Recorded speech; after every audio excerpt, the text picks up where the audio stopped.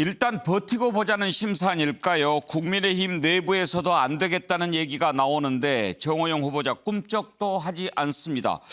어제 청문회 많은 분들이 보셨을 텐데요. 어떻게 느끼셨습니까? 어제 모습 한번 다시 보시죠.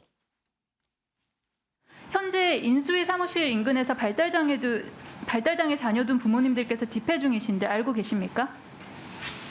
알고 계십니까? 네, 뭐 그렇다고 들었습니다.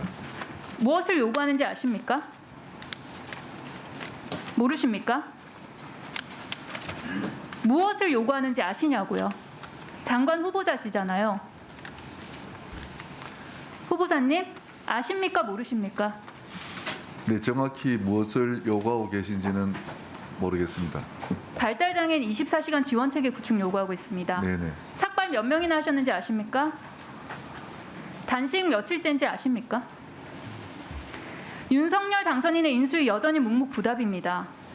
이에 부모님들께서 인사청문회 때 그렇다면 정호영 후보자에게 대신 좀 물어달라고 저한테 부탁을 하셨어요. 네. 근데 한참 설명하시다가 뭐라고 하시냐면 어차피 낙마할 사람 아니냐, 물어봤자 아무 의미 없는 거 아니냐며 한탄하십니다. 예, 네 분 패널과 함께하겠습니다. 김연아 전 미래통합당 의원, 윤경호 MBN 논설위원, 정기남 조선대 정치외교학과 개건 교수, 김한규 변호사 나오셨습니다. 어서 오십시오. 네, 김연아 의원 오랜만에 뵙습니다. 네. 어제 청문회 보셨죠? 네. 정호영 후보자 단단히 좀 준비를 하고 나온 것 같아 보였죠? 네. 청문회 시작 전부터 많은 의혹이 제기됐던 후보자였고 또 그 의혹 자체가 굉장히 국민들의 그 정서에 예민하게 건드리는 입시 문제, 또 자녀들 문제 이랬기 때문에 정말 많은 그 여론층에서 저러다 낙마하는 거 아니야? 아니면 자진사퇴하는 게 아니냐 이랬었는데 예. 그럴 때마다 정호영 후보자는 끝까지 청문회에 임할 거라고 하는 아주 굉장히 굳건한 결의를 보냈고 그 결의에는 이게 증거가 없다. 나는 법적으로 하자가 없다. 의혹일 뿐이다. 내가 청문회에서 다 모든 것을 해명하겠다. 이렇게 했는데요. 그렇게 말씀하셔서 그런지 청문회에서도 뭐 모든 의혹에 대해서 아주 일일이 다 약간 말대답을 연상시킬 만큼 또박또박 답변을 하셨는데요. 김연아 의원은 지금 국민의힘 소속이시죠? 네. 정호영 후보자 어떻게 했으면 좋겠습니까? 저는 이렇게 생각합니다. 청문회에서 저희가 의혹만을 갖고 사람을 낙마시키는 것은 바람직하지 않다고 생각이 됩니다. 예. 그럼에도 불구하고 법적으로 문제가 없다고 해서 그것이 국민 모든 정서에 다 양해를 받는 거라고 생각하지는 않습니다. 그런 측면에서 정호영 후보자가 본인의 어떤 그 의혹에 대한 어떤 정당방위식의 답변에는 충실하셨는지 모르겠지만 그것을 통해서 그런 사건들을 통해서 기득권들의 자녀들이 받게 되는 여러 가지 아빠 찬스, 엄마 찬스 그런 것이 국민들에게 어떤 마음의 상처를 주는지에 대한 좀 진실한 사과, 진솔한 마음의 표시는 좀 없었던 것 같아서 그 부분이 조금 저는 굉장히 아쉬웠습니다. 그래서 그만두는 게 좋겠다는 말씀입니까? 계속 하는 게 좋겠다는 말씀입니까? 네, 굉장히 뭐라고 말씀드리기 어려운데요. 예. 아니 그만두는 게 좋겠다고 하면 다른 분들 안 물어보겠죠. 저는 그 부분에 대해서는 좀 진솔하게 예. 사과를 하고 국민들의 이해를 구하셔야 된다고 생각합니다. 예. 근데 정기남 교수, 이 청문회 이렇게 하고 그러면 컨설팅 해주는 데가 있다면서요? 그게 이제 그 몇 년 전부터 좀 일상화되고 있는데요. 특히 이제 로펌 등 예. 요즘에 문제가 되고 있는 뭐 김앤장이라든지 그 로펌에 이제 그 뭐랄까 고급 인력들이 많지 않습니까? 또 국회를 경험한 보좌관 출신들이 행정사로 또 활동을 하고 있는데 그런 어떤 전문 자문가 그룹들을 만들어서 뭐 예를 들어서 청문회 한번 통과하는데 뭐 얼마 이렇게 해서 실제적으로 장관들이 그런 과외 수업을 받고 나오고 있습니다. 얼마씩 한대요? 제가 볼 때 뭐 몇 천만 원에서 뭐 몇 억 이런 얘기까지 나오고 있어요. 그래요? 근데 그것은 뭐 개인 비용으로 충당하겠지만 제가 볼 때는 이게 이제 보이지 않는 또 풍속도다. 그리고 실제 어제 정호영 장관 후보자가 보여준 모습은 상당히 컨설팅을 받은 예. 흔적이 좀 묻어나고 있었다. 뭐 저는 이렇게 봤습니다. 그래요. 윤경호 의원 어제 보니까 민주당 의원들이 질문을 하잖아요. 꼭 질문을 두 번씩 하게 만들어요. 뭐라고 하셨는지 이렇게 하면서 시간이 많지 않잖아요. 민주당 의원들 좀 조급하게 만들더라고요. 그렇습니다. 본인의 답변 시간을 그렇게 해서 뭔가 이렇게 좀 먹고 들어가는 뭐 이런 것도 있는 것 같고요. 제가 보기에는 아까 민주당 의원들의 준비 부족이 참 아쉽다. 그러니까 쉽게 말하면 김인철 교육부총리와의 비교를 하자면 결정적 한 방이 없다 지금 이거잖아요. 근데 그 결정적 한 방이라는 게 국민의 공분을 살 만한 일. 그러려면 언론이 먼저 보도를 해야 되거나 아니면 뭐 야당 의원 지금 이제 여당 의원입니다만 야당이 될 쪽과 공조를 하거나 이건데 그런 점에서 결정적 한 방이 없다. 이제 이 얘기가 계속 돌고 있죠. 예. 그러나 조국 전 장관 사태 이후에 그 정호영 후보자가 스스로 표현한 것처럼 국민의 눈높이와 국민의 정서는 이미 굉장히 높아져 있거든요. 예. 그걸 아마 벗어나기는 어려울 것 같다. 이걸 만약에 임명을 강행을 할 경우 이 정호영 후보자가 보여준 여러 가지 이 업무에 대한 파악도 부족하죠. 뭔가 이 리더십도 지금 엄청나게 훼손이 돼 있는데 과연 업무를 지휘할 수 있을 것인가? 예. 그 걱정이 많이 됩니다. 김한규 변호사, 어제 정호영 후보자 청문회 하고 나서 가장 많이 들었던 얘기, 그리고 올해 기억에 남은 얘기가 떳떳하다, 도덕적 윤리적으로 문제 없다, 이 얘기인 것 같아요. 네, 아마 진심이신 것 같아요. 네. 그게 저는 그 트레이닝 받은 게 아니라 진심으로 억울해하고 진짜 나한테 왜 이러지? 내 주변 사람 다 나처럼 살고 있는데 이런 게 진심이신 것 같은데요. 어떤 걸 느끼냐면요. 지금 조국 전 장관과 자꾸 비교를 하는데 조국 전 장관은 수사를 통해서 범죄 사실이 드러난 케이스 아니겠습니까? 지금 정호영 후보자는 뭐 수사 단계에 이른 게 아니기 때문에 저는 법적으로 이분이 뭐 자녀 뭐 입시와 관련해서 뭐 어떤 범죄를 저질렀다 이렇게 단언할 수는 없는 사안이지만은 분명 사실 언론에서 어느 정도 사실이 공개된 게 자녀들 뭐 입시 관련해서 면접 볼 때 정호영 관련 지인 교수들이 참여한 사실이라든가 굉장히 많은 의혹들이 지금 아빠 찬스를 통해서 언론에 공개되지 않았습니까? 사실 그러면은 그냥 그 병원장으로 계속 계시고 자녀들은 의사하면 돼요. 왜 장관을 하시는지 이해가 안 되는 게 장관이라는 자리는 헌법적으로 어떤 의미가 있냐면 공무원은 국민의 봉사자거든요. 국민의 봉사자 중에서 장관은 최고 책임자입니다. 그러면은 국민들이 어떻게 살고 있는지 국민의 눈높이에 맞는 그런 감수성과 그 공감 능력이 있어야 돼요. 근데 이분은 그런 능력이 전혀 없으시고 국민들이 어떻게 사시는지 전혀 몰라요.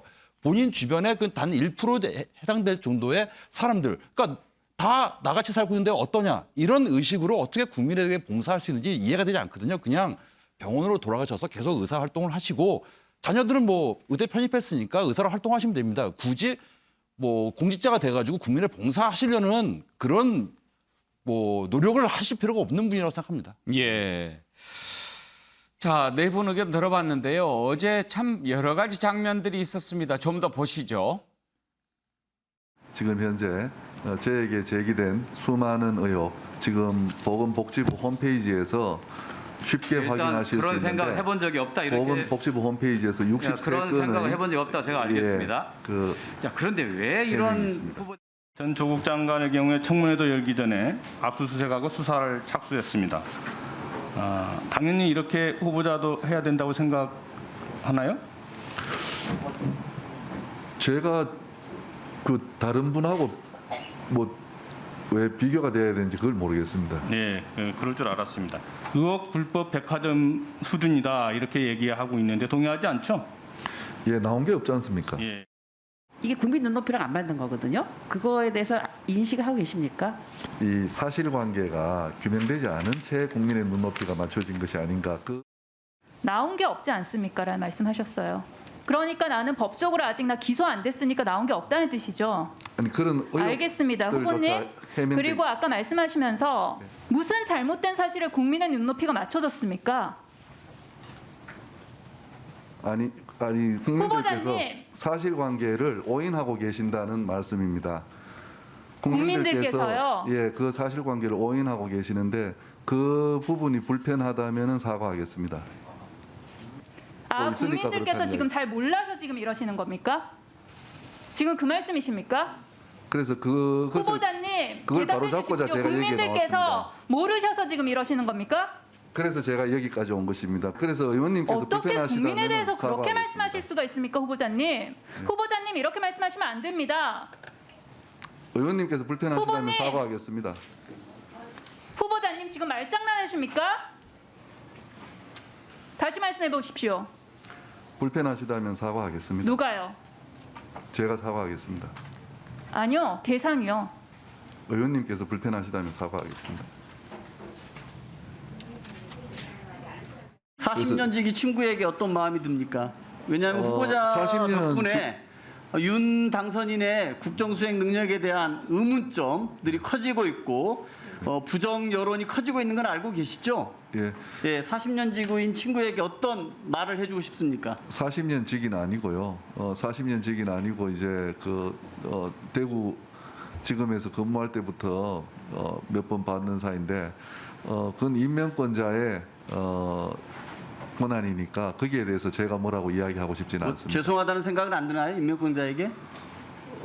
제가 지지율 다 까먹고 있다니까요? 예, 임명권자가 저에게 기대하는 것, 그러니까 코로나19로부터 빨리 일상을 회복하고 이 나라를 보건복지에 그 임무를, 이 나라의 보건복지 임무를 완수하라는 그 일념으로 제가 하겠습니다. 예, 횡설수설이시네요. 아내분께서는 형제자매가 어떻게 되시죠?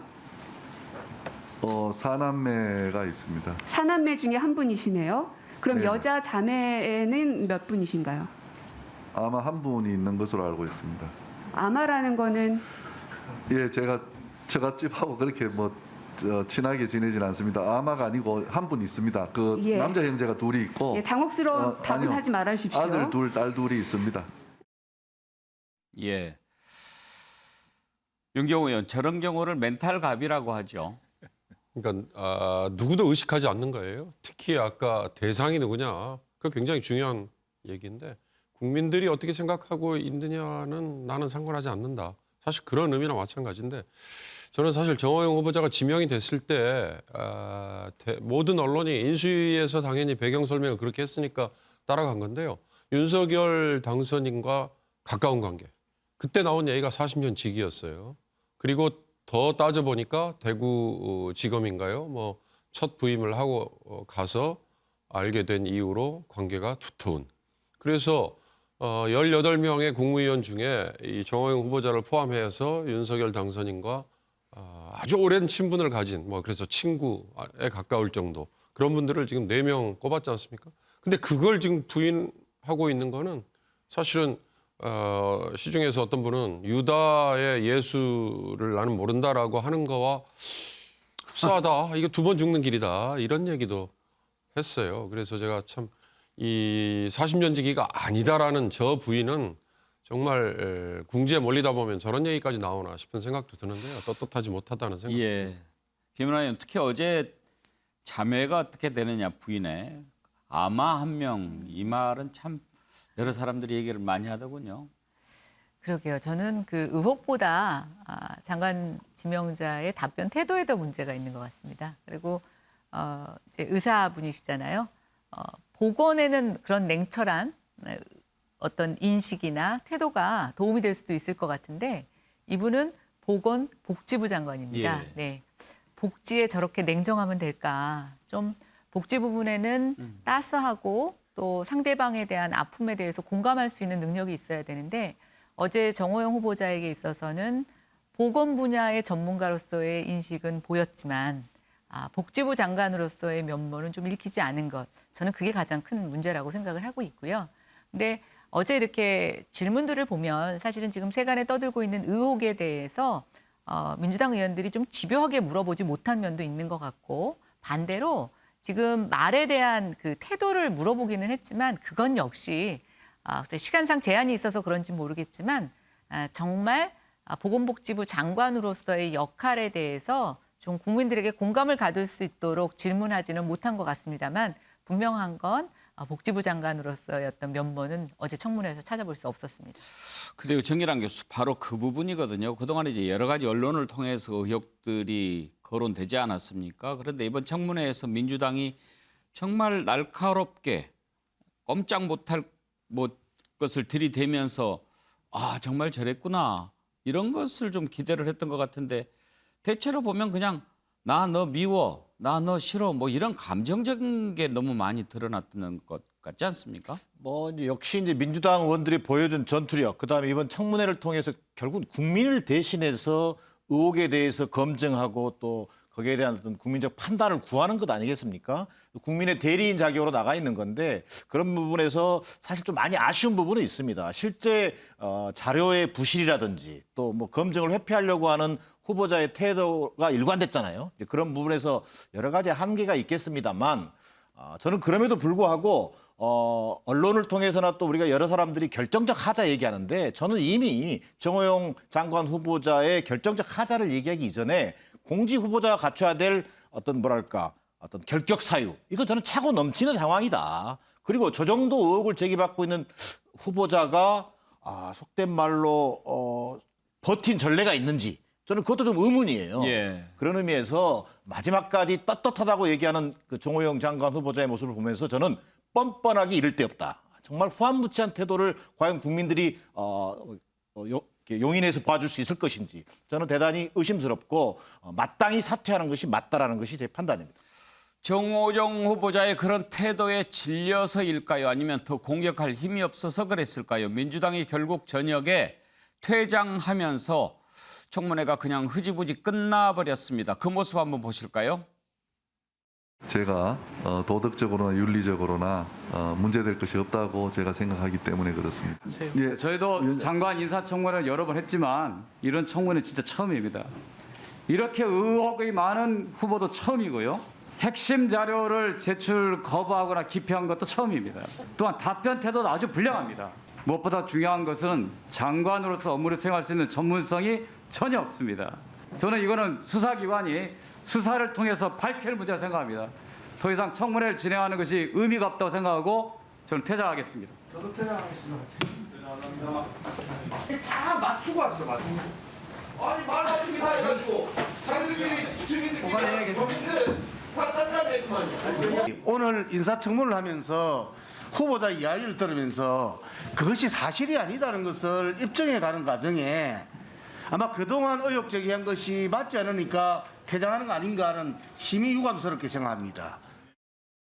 김한규 변호사 저렇게 퇴장해버렸는데 그러면 이제 청문회를 또 열지는 않게 되겠죠? 네, 아마도 근데 어차피 장관 후보자니까 뭐 채택되지 않아도 사실 장관 임명되는 것은 어렵지 않고 결국 윤석열 당선인 내 어떤 뭐 결단만 좀 남은 상황 아닌가 생각이 들고요. 예. 또 한편으로는 민주당 의원들이 퇴장하는 걸 보고 뭐 둘 중에 하나라고 생각합니다. 하나는 뭐 의도적으로 어떻게 보면은 정원 후보자를 이렇게 계속 국민들에게 드러내서 윤석열 당선인, 그러니까 다음 주에 출범할 윤석열 정부의 어떤 지지율에 영향을 미치려는 의도가 있는 것 같기도 하고요. 또 한편으로는 이제 본인들의 실력이 다 드러난 거 아닌가. 너무 안타까운 게 지금 저분들은 국민의 대표예요. 대표면은 그러니까 지금 이 사퇴 정원 후보 사퇴는 둘째 문제고 일단 국민들이 가지고 있는 의혹을 시원하게 좀 해소라도 해줘야 되는데 그냥 장삼 이사처럼 그냥 화내고 마는 거 있지 않습니까? 예.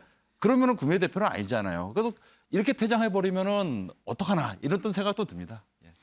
지금 정기란 교수 저렇게 청문회를 중간에 이제 끝내버린 것은 보고서를 채택하지 않겠다 그런 의도이고 이제 채택할 수도 없는 것이고 그렇습니다. 그렇게 되면 앞으로는 어떻게 진행이 됩니까? 뭐 특별히 더 이상 이제 윤석열 당선자의 어떤 판단에 맡기는 상황이 되는 겁니다. 예. 자, 청문 보고서 불채택에도 불구하고 복지부 장관으로서 적임자라고 해서 윤석열 당선자가 이제 소위 이른바 장관으로 임명하는 절차가 남아 있는 건데 아니면 지명 철회라는 방법이 있겠죠. 그러나 어쨌든 이 모든 책임은 정호영 후보자에서 이제 윤석열 당선인에게 넘어갔다라고 보는 것이 저는 맞아 보입니다. 예. 실제로 윤석열 당선자가 조국 사태를 어떤 정치 인문의 하나의 계기로 삼았던 거 아니겠습니까? 그런 의미에서 정호영 후보자 인선을 만약에 강행했을 시 이를테면 거기에 따르는 국정 운영의 부담은 초기부터 굉장히 큰 어떤 파장으로 다가올 것으로 보여집니다.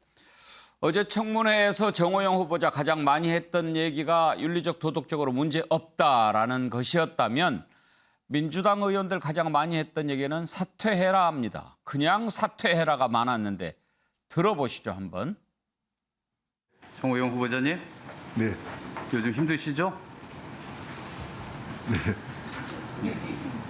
예, 부적격 후보자를 상대로 청문회하는 우리도 힘듭니다. 그 김인철 자세히 잘 후보자가 모르겠습니다. 뭐 우리 후보자 못지 않게 네. 오히려 후보자보다 더 못한 것 같은데 자진 사퇴를 하셨어요. 후보자는 버티고 계시고 언제쯤 자진 사퇴하실 계획입니까? 제가 그 저한테 씌워진 여러 가지 의혹들을 예. 제가 아마 밝히기 위해서 이 자리까지 아마 온 것 같습니다, 의원님. 지금 이렇게 화제 인물이 되면서 아빠 찬스나 내로남불이나 온갖 의혹의 핵심 인물로 떠오르셨는데요. 예. 아마 후보자 때문에 굉장히 곤혹스러운 사람들이 많을 것 같은데 지금 이 순간 누구한테 제일 미안합니까? 지금 심려를 끼쳐드리고 있는 국민들께 제일 죄송한 마음입니다. 우리 정호영 후보자가 이렇게 버티는 이유는 협상용으로 마지막 버리는 카드로 사용하려고 한다. 이런 얘기 들어보셨습니까? 저는 들어본 적이 없습니다. 들어본 적이 없죠. 윤경호 의원, 그냥 뭐 사퇴할 거면 뭐하러 청문회에서 저렇게 고생하겠습니까? 김인철 후보자처럼 그냥 물러났겠지요. 어떻게 하는 게 옳을 것 같습니까? 지금 상황에서는 자진 사퇴 수순은 넘어가 버렸고요. 윤석열 후보자 입장에서 지명 철회 이거는 정치적으로 더 큰 후퇴다 이렇게 생각할 거예요. 남아 있는 건 지금 야당으로 이제 입장이 바뀌어야 되는 더불어민주당 입장에서는 총리의 경우는 인준 표결을 해야 되지 않습니까? 예. 총리 인준 표결을 무기로 결국 압박을 하거나 아니면 딜을 하거나, 그러니까 딜이라고 영어로 표현해서 죄송합니다만 마쿠에서 협상을 하겠죠. 이제 그 단계에서 버릴 카드가 누구냐? 그러면 버릴 카드라고 얘기할 때 지켜야 될 카드는 누구냐? 이제 이게 아마 국민의힘 입장에서는 정리가 돼야 될 텐데 그게 뭐 흔히 얘기하는 아직 청문회 지금 뒤로 미뤄져 있는 한동훈 법무장관이라든지 사실 굉장히 중요한 자리임에도 불구하고 약간의 문제 제기만 됐고 그냥 별로 관심을 끌지 못한 후보가 저는 이상민 행안부 장관이라고 생각했거든요. 이 두 장관 자리는 반드시 윤석열 새 대통령 입장에서는 지켜야 된다고 생각을 한다면 한덕수 결국 총리의 인준 표결을 매개로 협상 내지는 압박이 이루어질 텐데 그 단계에서 과연 정호영 후보자가 버릴 카드가 될 거냐 말 거냐. 근데 아까 제가 거듭 말씀드렸습니다만 국민들은 이미 외면을 해버렸다. 그게 굉장히 중요한 것 같습니다. 김연아 의원이 보시기에는 어떻게 할 것 같습니까? 누가요? 당선인. 정호영 후보자와 당선인이. 그래서 정호영 후보자 같은 경우는 지금 와서 참 자진 사퇴하기는 입장이 모호한 것 같아요. 그리고 아까 결정적 한 방이 없었다고 했는데 저는 민주당 의원들이 아주 그 날카로운 질의를 통해서 본인이 자진 사퇴하게 만들어야 되는데 날카로운 질문이 없이 사퇴 언제 하느냐고 물어보는 건 정말 김 빠진 맥주 같은 느낌이 들었어요. 그래서 저라도 무슨 저런 공격을 받고 여태까지 그 언론의 모든 의혹에서도 버텨왔는데 저 청문회를 갖고 이제 와서 자진 사퇴한다? 그건 좀 더 웃겨지는 상황인 것 같아요.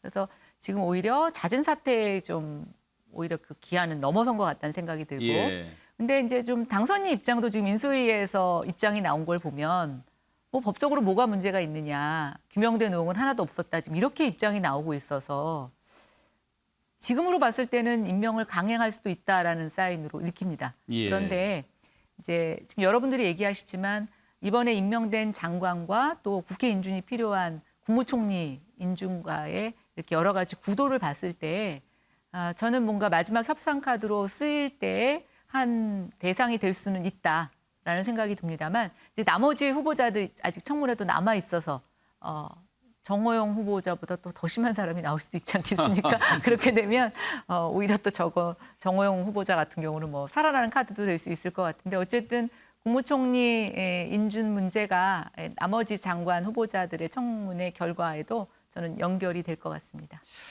그래요. 근데 김한규 변호사 사실 그동안에 지명 철회라고 하는 것은 지명한 사람 그러니까 이제 대통령 당선인이 정치적으로 부담이 좀 크기 때문에 가급적이면 자진 사퇴라는 형식을 취하지 않았습니까?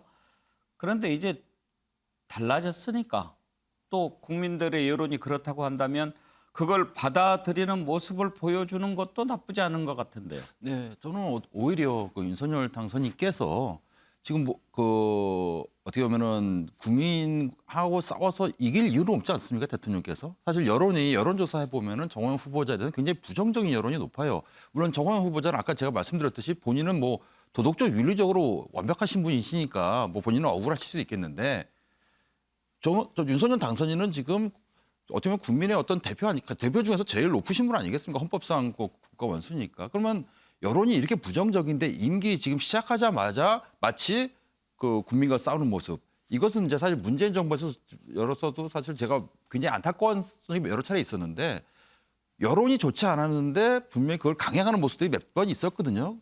이렇게 되면 사실 유권자인 국민들 입장에서는 야 이거 우리랑 싸우려는 건가 이런 생각이 들기 때문에 한번 첫 단추부터 한번 국민에게 한번 지는 모습을 보여주는 것이 또 임기 5년을 길게 보면은 뭐 이런 표현이 적절할지 모르겠지만 뭐 일보 전진과 일보 후퇴가 아닌가. 그러니까 윤석열 당선인의 한번 결단도 한번 좀 개인적으로 기대하는 바입니다. 예. 어쩌면 정호영 후보자가 저렇게 버티는 데는 민주당의 날카롭지 못한 검증도 한몫하는 것 아니겠습니까? 이렇게 해서야 한동훈 법무부 장관 후보자 감당할 수 있을까요? 일단 오늘 열기로 했던 청문회 오는 9일로 연기했는데 이런 부분도 좀 작용하지 않았을까 싶습니다. 이 내용 살펴봅니다. 일단 청문회 날짜는 9일로 늦췄고요. 지금 증인 신청, 증인 채택을 놓고 서로 지금 힘겨루기를 하고 있습니다. 민주당에서는 임은정 법무부 감찰 담당관, 한동수 대검 감찰부장을 신청을 했고요.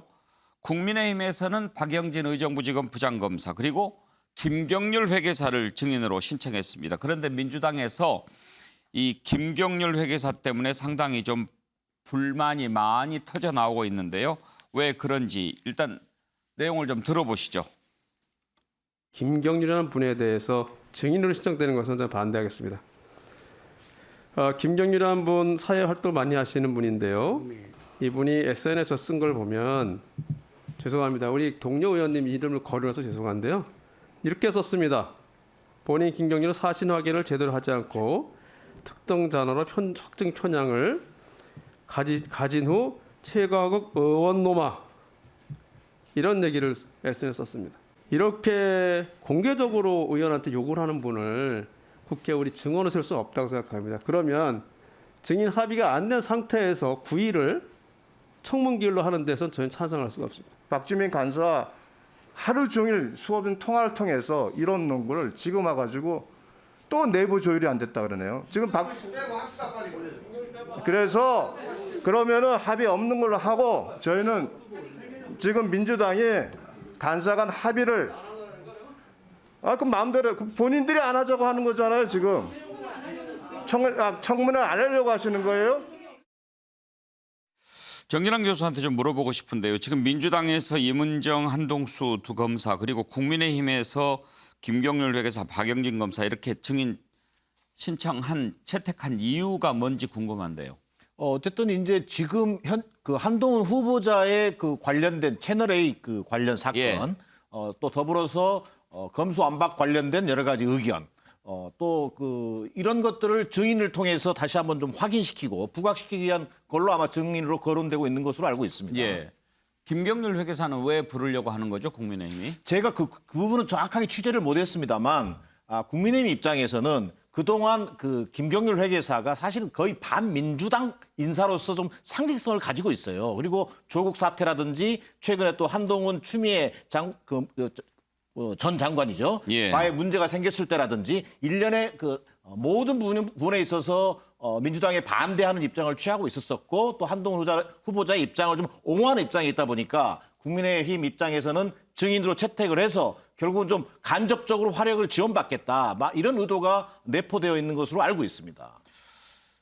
김한규 변호사, 박영진 의정부지검 부장검사는 어떤 분인가요? 예, 지금 그 당시 그러니까 소위 채널A 그 수사와 관련해서 그 당시 대검 형사 1과장이셨어요. 이분이. 그러니까 서울중앙지검에서 그 당시 채널A 수사하지 않았습니까? 대검에서 이것을 이제 수사 지휘 라인에 있다고 봐야죠. 그래서 이거에 대해서 이제 뭐 검찰총장이라든가 아니면 반부의 부장이라든가 의논을 하는 뭐 이런 지휘란에 있는 검사였는데요.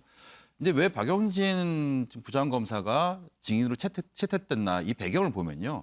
뭐 그 수사 당시에는 알려지지 않았지만 이분이 그 관련 사건에서 이제 증인으로 나왔던 것이 여러 차례 있었습니다. 윤석열 그 당시 총장 사건과 관련해서도 증인으로 나와서 뭐라고 증언을 하셨냐면은 이 채널A 검언 유착 수사 당시 서울중앙지검 수사팀이 굉장히 편향된 수사를 했다. 이렇게 또 증언을 하셨고요.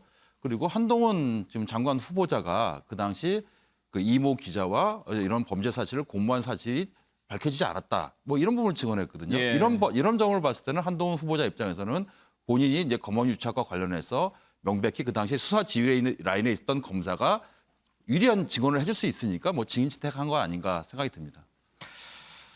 윤경호 의원 지금 민주당에서 신청한 이문정 부장검사나 한동수 검사장 같은 경우에는 이제 한동훈 법무부 장관 후보자와 좀 반대되는 입장을 갖고 있는 분들이라서 채택한 거겠죠. 그렇습니다. 그리고 채널A 사건뿐만 아니라 윤석열 검찰총장에 대한 징계 문제 뭐 이런 거에서도 반대편에서 대척점을 서는데 뭐 앞장섰던 분들이고 특히 한동수 감찰부장은 검찰 출신이 아닌데 대검에 지금 감찰부장으로 보임이 돼서 어떻게 보면 외로운 투쟁을 해왔죠. 그러나 검찰의 주류 즉 윤석열 검찰총장 라인에 있는 사람들에게는 굉장히 못마땅한 뭐 그런 예. 쪽에 상징적인 주자니까 그렇긴 한데요.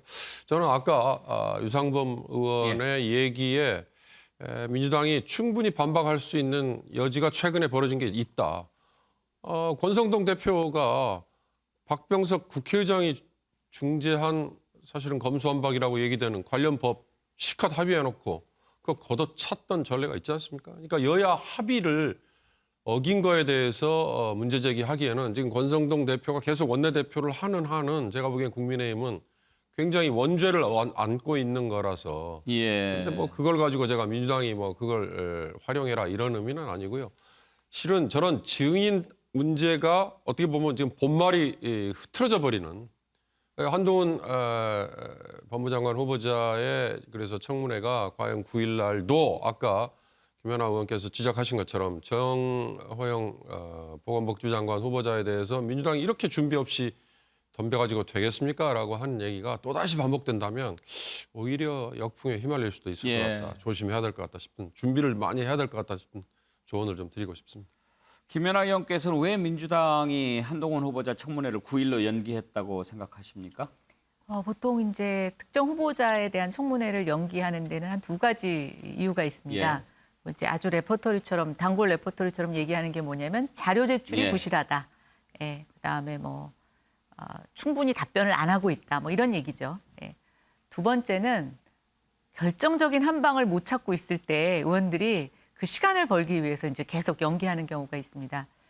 지금 뭐 두 개가 다 있을 것 같아요. 첫 번째 이유는 뭐 저는 청문회 역사상 자료를 아주 잘 냈다고 청문위원들이 칭찬하는 경우는 한 번도 못 봤습니다. 뭐 수백 개, 수천 개를 내도 항상 부실하다고 얘기를 하고 있는데요. 그런 측면에서 지금 이제 두 번째 이유, 결정적인 한 방을 못 찾고 있는 거라고 보여지는데요. 저는 증인도 그런 면에 있어서 지금 4사람으로 구성이 됐다고 생각이 됩니다. 증인의 면면을 보면 저는 증인을 보면 질문을 알 수 있다. 이런 생각이 들었습니다. 예. 각각의 증인들이 나와서 어떤 얘기를 할지 또 청문위원들이 그 증인들에게 뭘 물어볼지가 가히 상상이 되는데요. 역대 이렇게 법무부 장관에 대한 인사청문회가 이렇게 흥미진진하고 국민의 관심을 쏟을 때가 언제부터였을까라고 생각해 보면 제 기억에는 조국 전 장관일 때부터인 것 같습니다. 그전까지는 법무행정을 보는 법무부 장관 인사청문회 굉장히 딱딱했었는데요. 예. 조국 장관 때부터는 이 인사청문회가 너무나 국민들의 관심을 갖게 되는데요.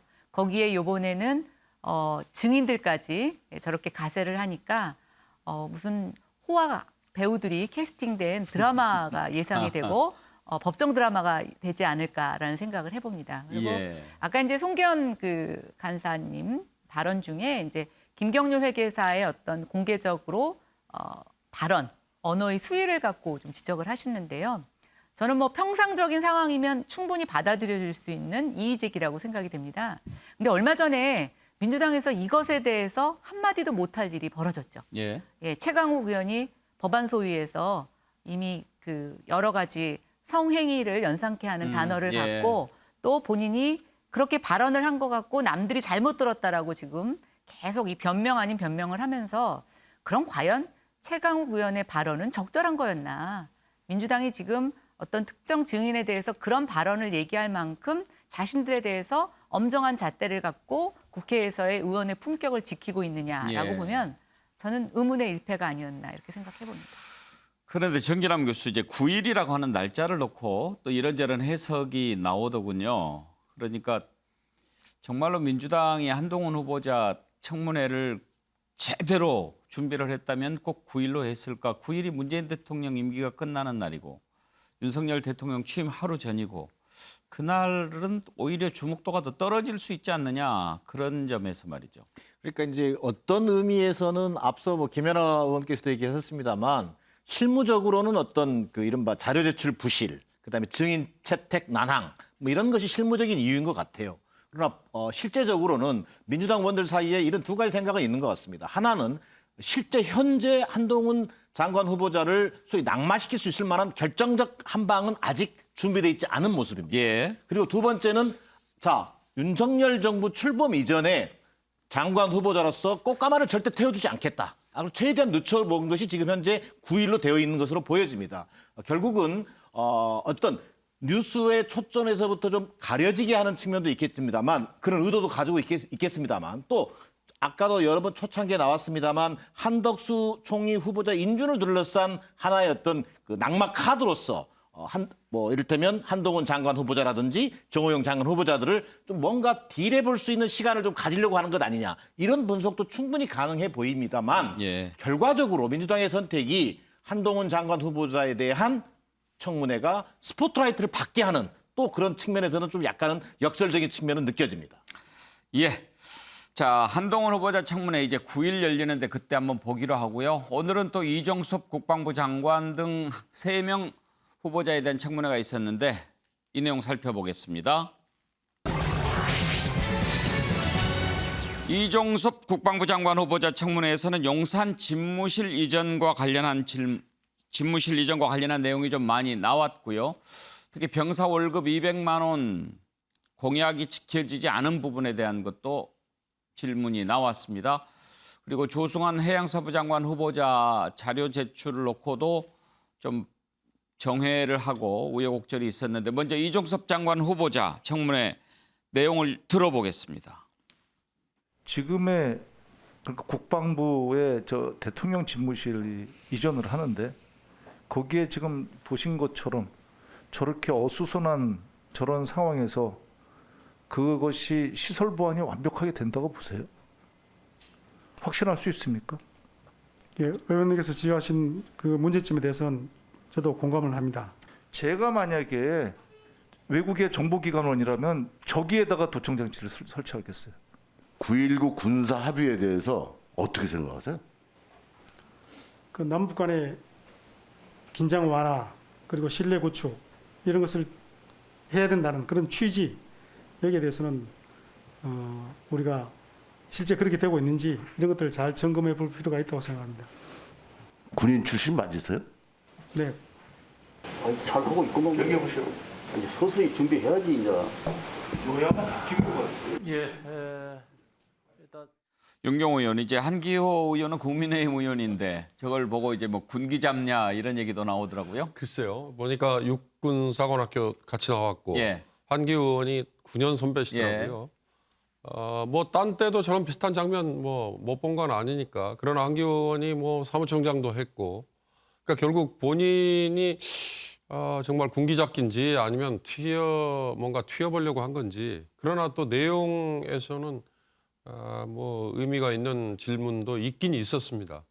제가 보기에 이종섭 장관 후보자와의 사실은 질의 중에는 오늘 국정과제에서 뭐 제외됐던 이 사드 추가 배치라든가 조금 더 어떻게 보면 정책적으로 뭔가 앞으로 윤석열 정부가 어떻게 대북 관계나 아니면은 중국과의 관계 이런 것들에서 어떤 입장을 취할 건가에 대해서 조금 더 심도 있는 논의가 좀 진행이 됐으면 좋겠다 싶었는데 오히려 저런 것들만 저렇게 부각이 되니까 저 방금 자료면에 마지막에 있었습니다만 여야가 바뀐 거 아니야? 그 얘기가 저는 제일 재밌더라고요. 아하, 예.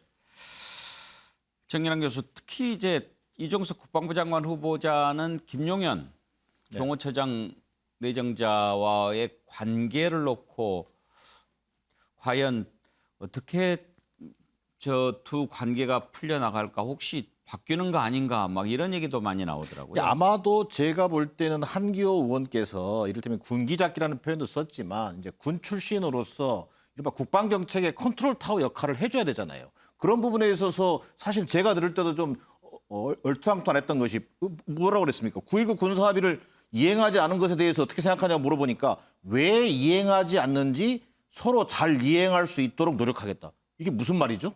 이런 선문선답이 어디 있어요? 최소한 모범 답안을 내놓는 것으로 일관하면서 이 청문회를 통과만 하면 되겠다. 이런 자세 아니고는 이렇게 답할 수가 없죠. 그런 의미에서 저는 여야를 떠나서 뭔가 좀 국방부 장관으로서의 국방정책에 대한 자신의 소신, 철학을 좀 분명하게 제시할 수 있는 그런 답변 태도, 정말 아쉬운 부분이 있었고요. 그런 것들이 군 출신 내의 어떤 위계관계 이런 것들 때문에 김용현 후보자 관계 속에서도 정말 제대로 소신 있게 일할 수 있겠느냐라는 그런 의구심을 낳고 있는 것으로 보여집니다. 예.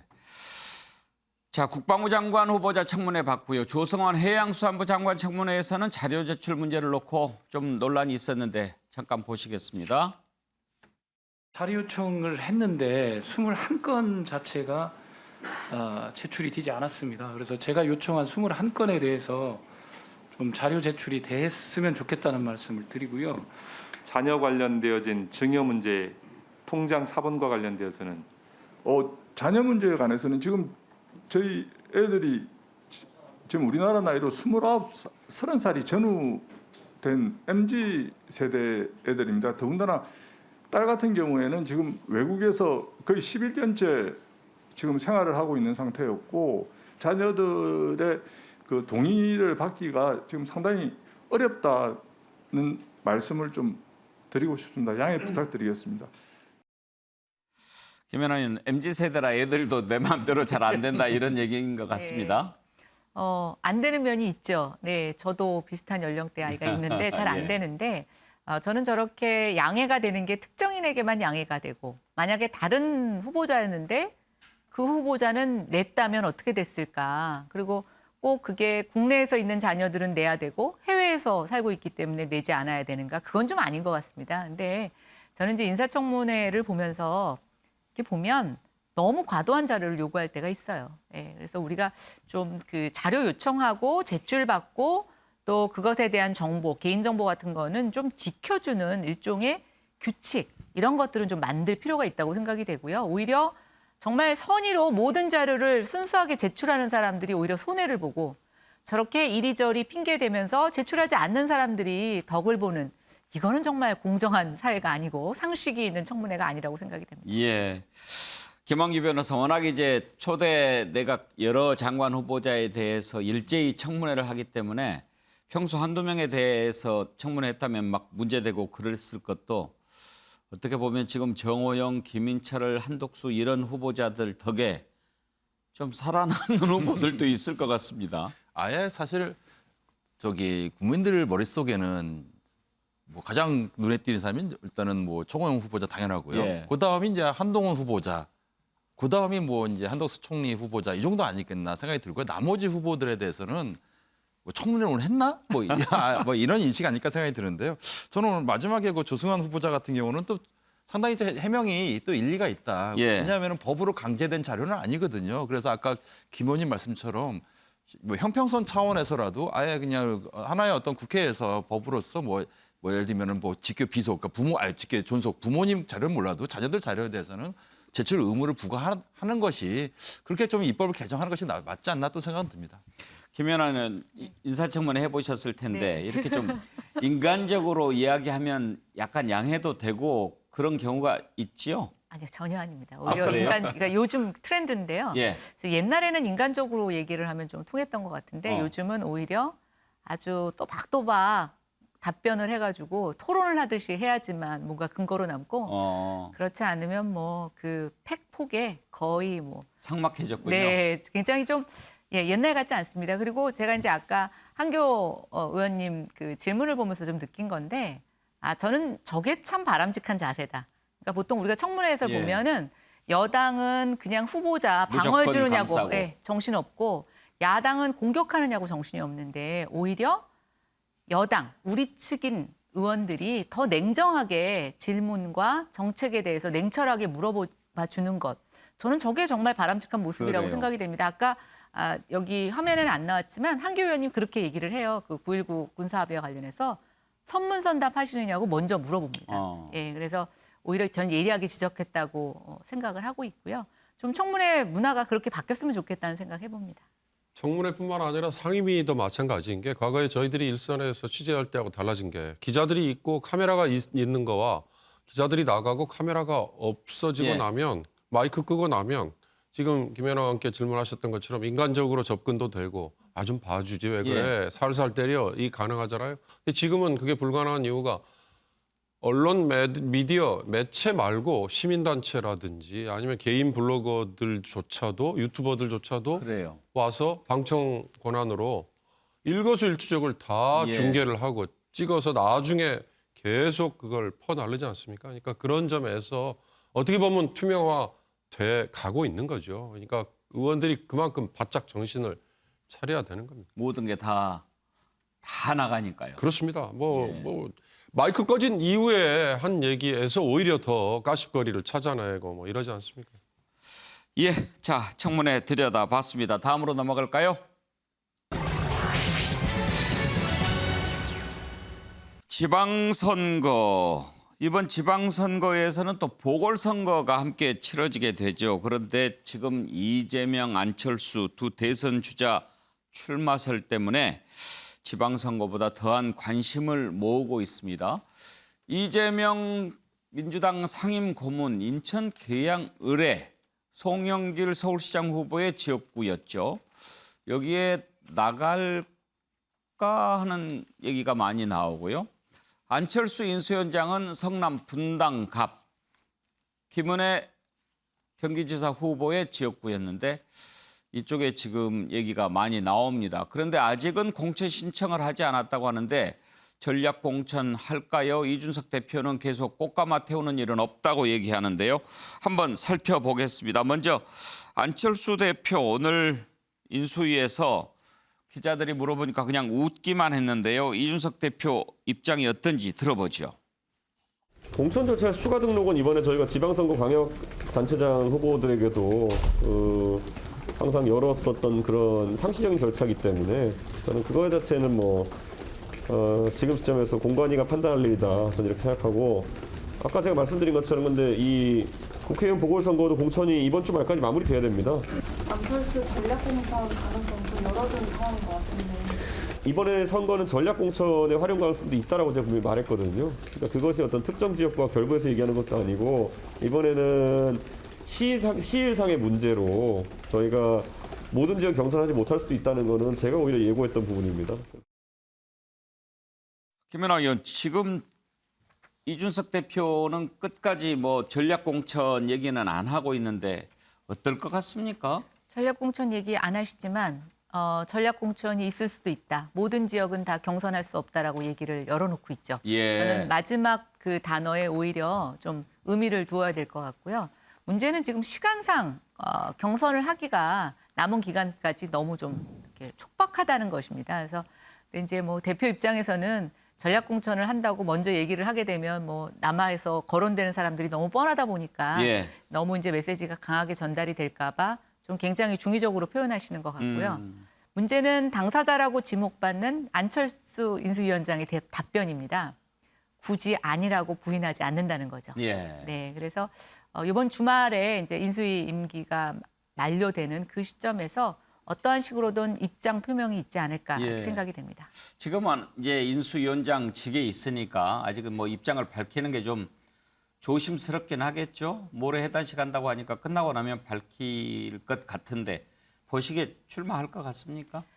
근데 출마를 안 하고 그냥 계시기 얘기는 그동안 너무나 많은 자리를 사양을 하셨잖아요. 국무총리도 사양을 하셨고, 그래서 정치인들이 제일 힘들어하는 게 국민들한테 잊혀져 가는 겁니다. 사양했는지 안 시켜줬는지는 잘 모르겠습니다. 글쎄요, 뭐 어쨌든 간에 이제 그 기회를 다 뭐 양보를 하셨는지 놓쳤는지 알 수 없지만 글쎄요, 뭐 어쨌든 다음 대선에 좀 잠재적인 잠룡으로도 평가받고 있고 예. 또 윤석열 당선인과 직전에 단일화를 해서 또 인수위원장을 맡아서 뭐 좀 아름다운 통합 정부의 모습도 보여주시고 있는 이 이미지를 조금 자양분 삼아서 다음 행보를 고민할 타이밍이 저는 분명히 됐다라고 보여집니다. 그런데 그 앞에 놓인 게 바로 재보궐선거이다 보니까 깊은 고심에 계실 거라고 예상이 됩니다.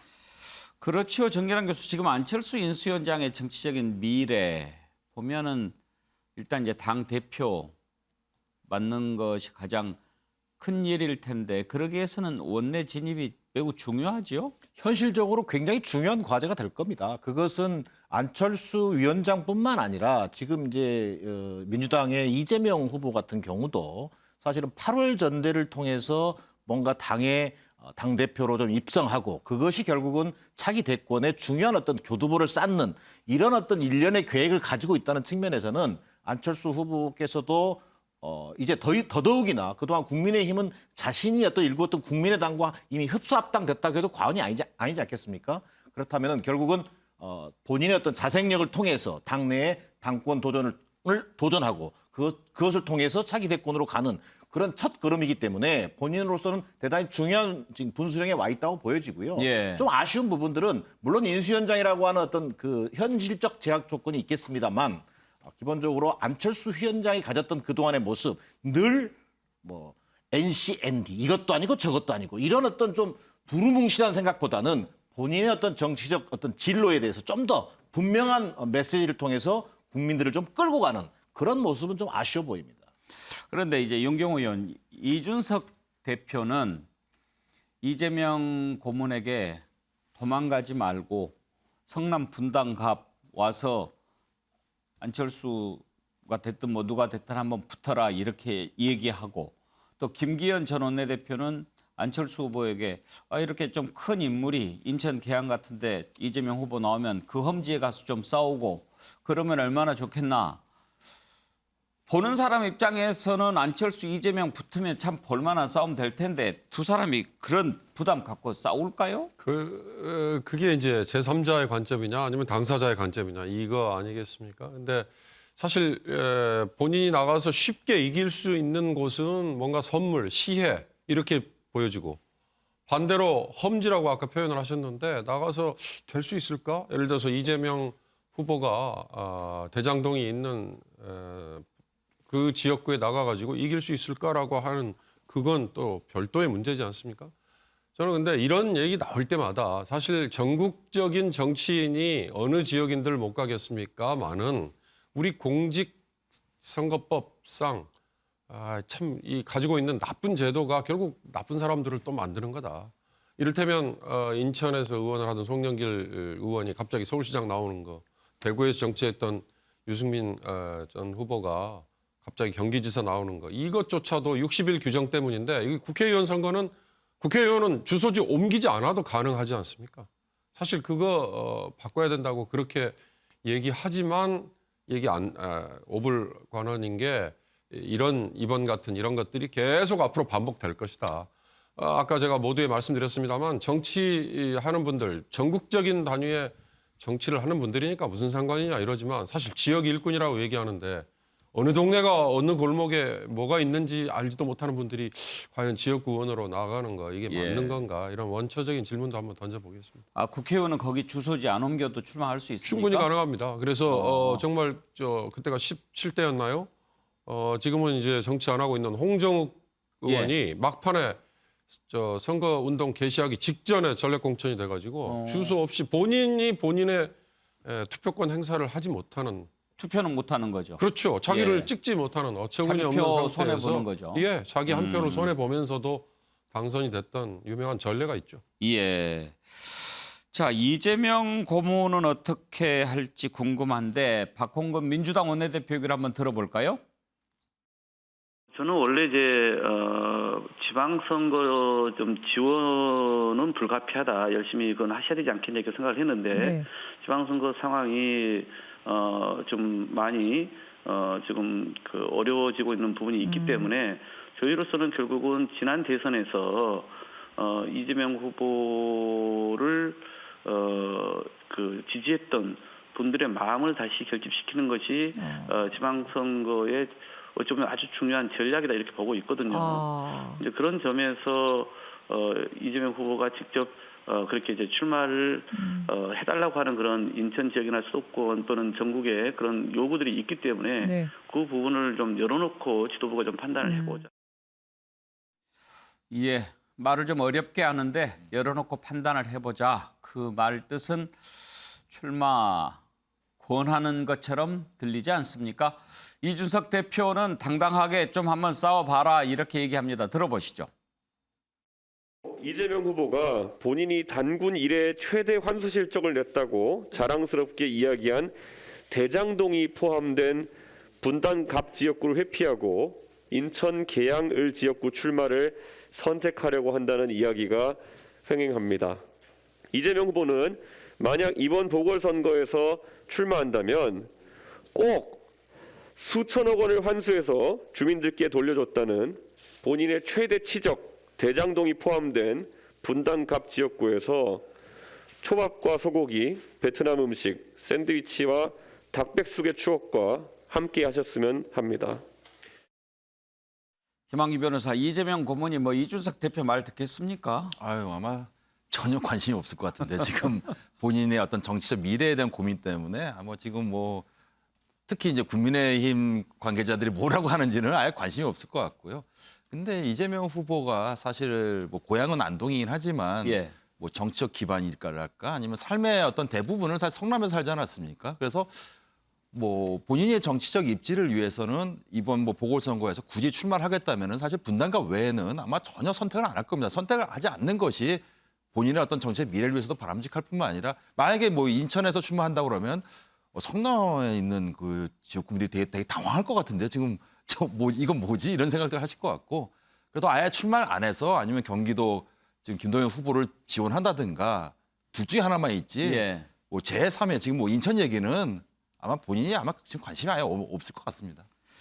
정연한 교수가 민주당 선대위 대변인 하셨으니까 이재명 고문이 어떻게 할지 좀 아실 것 같기도 한데 들은 얘기 있습니까? 뭐 들은 얘기가 또 맞는지는 모를 일이고요.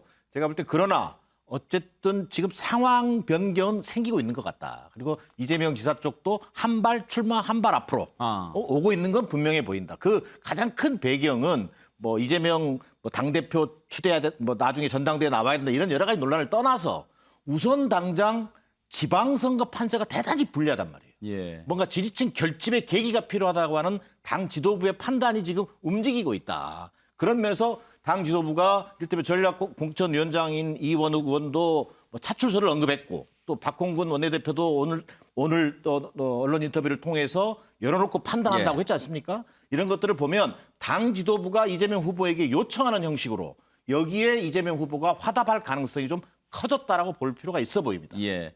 지금 뭐 10일부터 지방을 돌아다닌다고 하는데 그것도 몸푸는 거라고 볼 수 있을까요? 충분히 볼 수 있죠. 이게 아마 10일 정도가 되면 다음 주 화요일이 될 텐데 예. 10일 정도까지는 지금 현재 비대위에서 성남 분당 갑과 인천 계양을 아직 공천을 확정하지 않고 있습니다.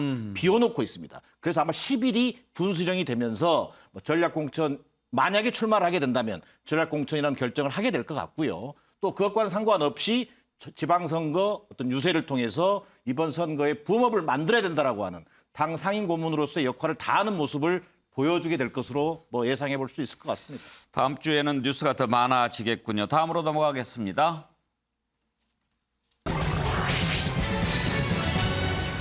윤석열 대통령 취임 이제 꼭 6일 앞으로 다가왔습니다. 그런데 지금 공관은 외교부 장관 공관을 쓰는 걸로 그렇게 최종 결정이 됐죠.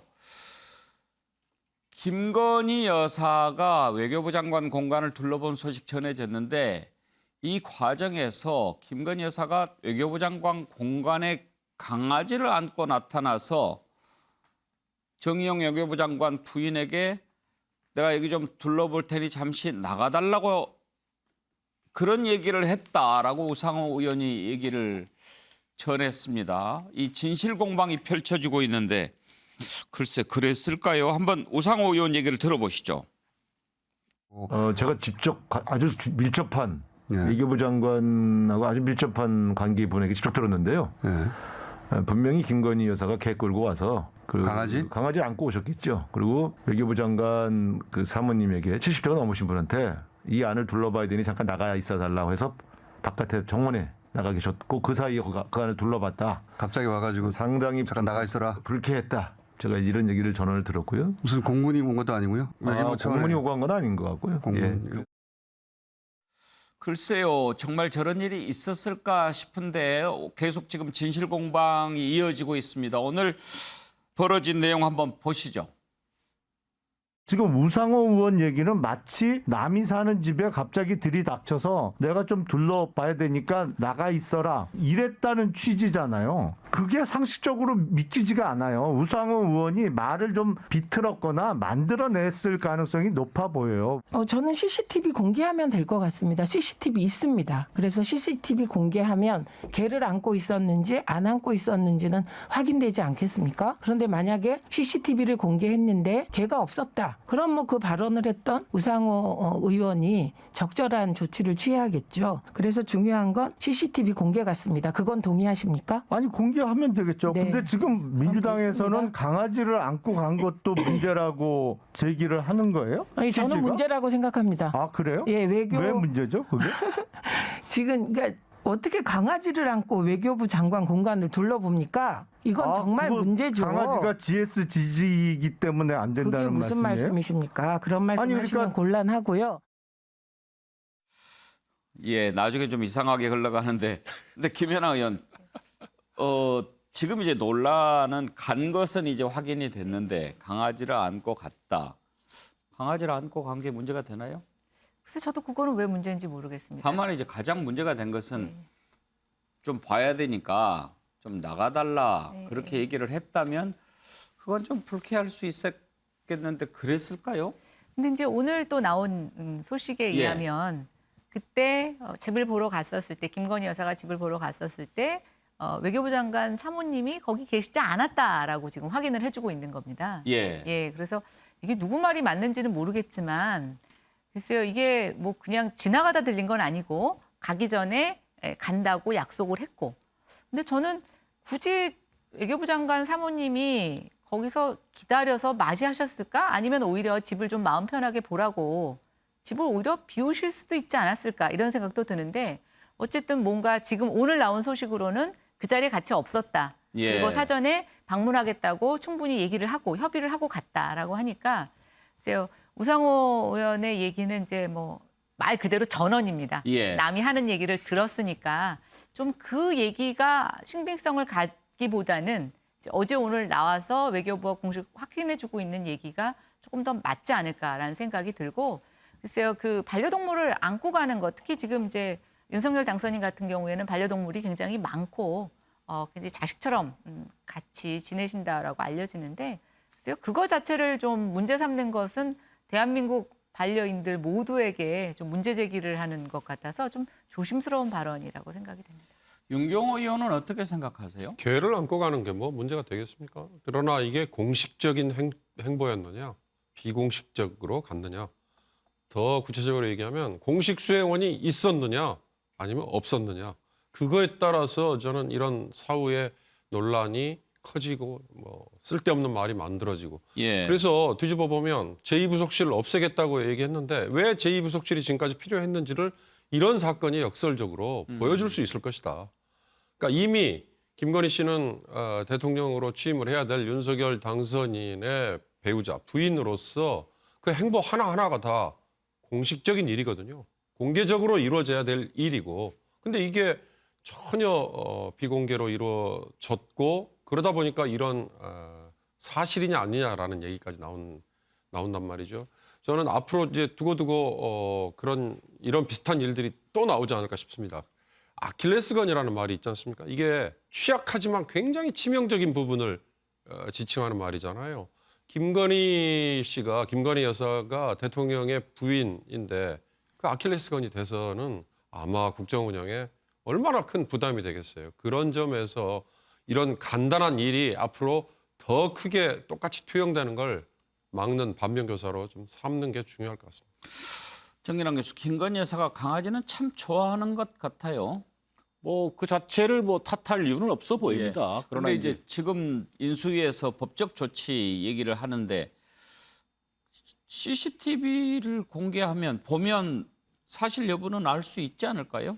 저도 좀 그 부분은 좀 의문이에요. 그러니까 인수위에서 입장을 내놨는데 일단 우상호 의원이 얘기한 것처럼 외교부 장관 사무가 70이 넘는 분이란 말이에요. 그런 분한테 공간 좀 둘러봐야 되니까 좀 나가달라 했던 얘기는 사실 경우에 없는 것이고 또 인간적으로도 도리상 해서는 안 될 것 같지 않습니까?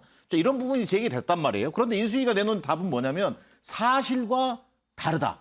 근데 도대체 무엇이 사실과 다르다는 얘기를 해명하지 않고 있어요. 이러니까 결국은 이 불필요한 논란이 또 증폭돼서 그러니까 CCTV를 공개하자. CCTV 공개하면 될 일 아니냐 이렇게 되는 거지 않겠습니까? 저는 그런 의미에서 김건희 그 배우자 김건희 씨에 대한 어떤 행보 하나하나가 이제 논란을 일으키게 될 텐데 불필요한 논란으로 정말 이 소모적으로 갈 것이 아니라 문제가 제기됐을 때 좀 쿨하게 정말 공개하고 문제를 풀어버리는 그런 방식이면 오히려 분명하지 않겠는가 뭐 이런 좀 아쉬움이 듭니다. 근데 저는 만약에 외교부 장관 부인에게 나가 있으라고 했다고 하면 이 정도 얘기가 되면 저는 당사자가 얘기를 하셔야 된다고 생각해요. 지금 남의 얘기를 당사자? 그러니까 그 정의용 외교부 장관 부인이? 아니면 이제 정의용 장관께서 얘기를 하시던가. 입장이 좀 곤란할 수도 있죠. 그런데 그걸 이렇게 제3의 인물을 통해서 전달해서 이렇게 나타내는 것, 그리고 이런 일이 있을 때마다 그러면 대통령 영부인의 모든 그 다니는 곳에 CCTV를 공개하자? 저는 이건 좀 아닌 것 같아요. 그래서 만약에 진짜 결례가 문제였다면 저는 본인이 얘기하는 게 맞다고 생각이 되고 이런 식으로 한 달이 건너서 뭐 카더라 내지면 아니면 말고식의 문제 제기를 갖고 결국 CCTV를 까자고 얘기하는 거. 그래서 저는 이거는 첫 단추부터 좀 잘못 끼는 것 같다는 생각이 듭니다. 아니지 뭐 법적 조치가 나오니까 뭐 그렇다고 뭐 정의용 장관 부인이 성명을 내겠습니까? 뭐 그럴 수는 없는 일이고. 김학의 변호사, 아무튼 이런 얘기가 계속 나오는 것 자체가 좀 자맹을 하기 때문에 그러는 거죠. 네, 그 김건희 이제 당선인 배우자죠. 이제 영부인, 이제 퍼스트레이디. 어떻게 보면 우리나라 차기 정부에서 가장 중요한 역할을 하는 여성분이실 텐데, 뭐 깜짝 쇼 하듯이 자꾸 사진이 공개되는 건 좋은데요. 그래도 어떻게 국민의 대표를 하고 있는 그 분이시니까 어떻게 보면 이제 공개석상에서 이렇게 뭐 절에 가는 이런 식으로 이런 그런 건 공개되는 건 좋지 않습니까? 뭐 이런 것도 앞으로 투명하게 항상 공개되는 이런 모습을 보이는 게 좋지 않나 생각이 듭니다. 예. 오늘은 이제 봉은사를 찾았고요. 어젠가요?